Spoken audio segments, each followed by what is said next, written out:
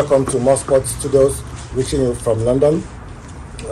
With me, co-presenting is Chris Adetayo, and we have a very special guest in our midst that is the first indigenous African to play for England at any level, Ben Odeje. Good evening, Ben. Good evening. Good evening, sir. It's a pleasure being here. Yeah, I'd like to ask you the first question, because the aim of this platform is to record African events, African stories, and keep them for the forthcoming generation. We want them to have accurate information so that we can have things to refer to. So in that light, we'd like to tell you a brief history of your background. How did you come to England? How did it come by? Well, it's a long story, but I'll try to keep it brief. My parents came to England to study, because as all Nigerians used to do in the 60s and the 70s, they would come to England, study for 3 years or probably more, and then go back to Nigeria to practice. But after a while, my parents decided to send for me. And coming over to England, I noticed that it's such a free life. You can do most things, whatever you want to do. And being interested in football in Nigeria, arriving in England and seeing everywhere for me was like Wembley Stadium, because the space, the greenery, and the kind of things you can do with the ball. And I thought, this is heaven on earth. So one thing led to another, and I just took football as I did when I was in Nigeria. So I see that you came to England at a very young age. Yeah. How did you come to the national team? How did you get into the team, and how was the selection process? How was it? Right. When you're at school, you start off playing for your district, your school, your county, and from there, if you're lucky enough, your PE teacher at school will then recommend you forward to say, we have a player that we think will be able to do certain things on the ball. And I was selected to go for a trial. And as we say, the rest is history. And so when you got selected and your first outing for England, how did it feel playing for England and not Nigeria, your country, right? How did it feel? The selection process, I remember at Bishop Abbey, that's where all the selection, all the training took place. And the actual selection process took this way. It was 4 teams that was selected from all the players that went for the trial.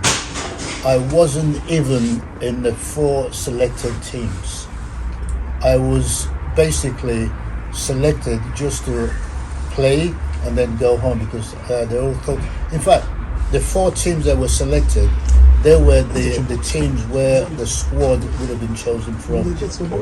But I was in the 50 who played in the morning. And after the match, I was approached by one of the selectors and said, would you like to play another match in the afternoon? Of course, the reason why I was there was to play football. So I said, of course I will. And during the afternoon, I was among one of the 4 teams that were selected, and I played. And we were told, okay, thanks for coming, we will notify you. On arriving home, weeks later, a letter dropped from our letterbox which had the word England at the top.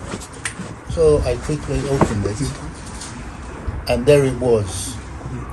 You've been selected to represent England as part of the squad. Of course, it's like giving a child an ice cream on a summer's day. I was so happy. That's interesting, quite interesting. What match was that precisely? Our first match was against Northern Ireland at Wembley. Then in the team, then how was the like being the first black man, like a trailblazer? How was it? How did the team welcome you? How was the reception? How did that make you feel? Well, it wasn't something I set out to do, and of course I've always been among one of the black players in every team that I played for. And it was no different, because when I joined the England team, everyone in the squad, everyone in the team welcomed my presence. Then apart from playing for the national team, do you have any club engagements? Do you play for any football club? At that time, I was assigned to Charlton Athletics. Your status and the legend behind it itself tells a lot of stories. And what I would like to do is see if we can link it to the present and all that.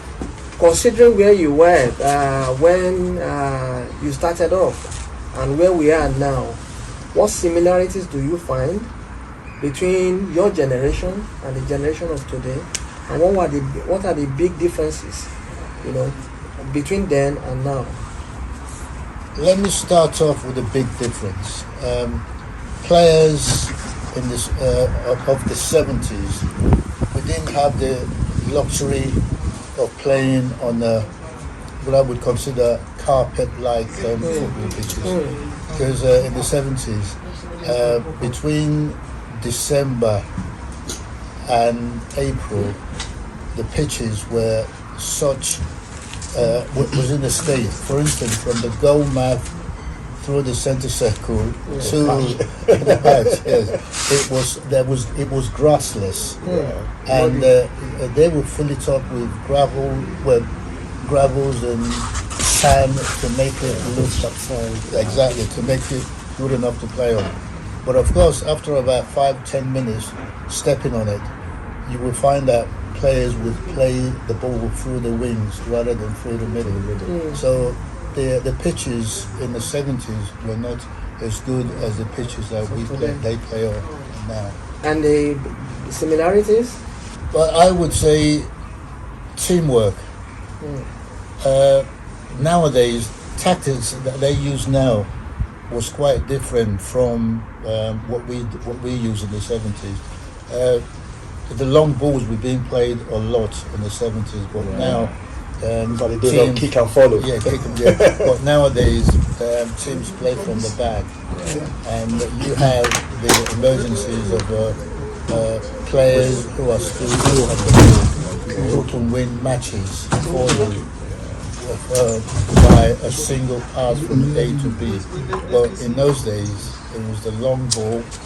If you can, centre forward will flick it to the wing, who will take on the defender and cross. But nowadays, everybody's a baller, from the goalkeeper, the fullbacks, and the centre forwards. How was the UK of the 70s compared to the UK of today? Not just in the realm of sports, but in the realm of life entirely, considering all the undertones of, racism, equality, and so on. Racism in the 70s was very, very bad. And it wasn't hidden at all. Everywhere you go, you will experience racism of some sort. In your face. In your face. For instance, if you go into shops, they might have a board which advertise what they do. And the thing that will catch your eye is the advertising for, let's say, room or housing to let. They will list it as room to let. No Irish, no dogs, no blacks. In that order. In that order. So really, we were on the Bottom of the pile. bottom of the pile. Yeah, on the even dogs, below the yes. dog. Yes. And of course, even on the streets, people can walk past you and call you whatever the name they want to call you. And there's nothing as an individual you can do. But of course, in terms of football, also, racism was quite wide. Everywhere you go, even the fullbacks or the players that you're playing against can racially abuse you, and there's nothing you can do. Thanks for your time. It's a pleasure. Thank you very much. Thank you, sir. Thank you.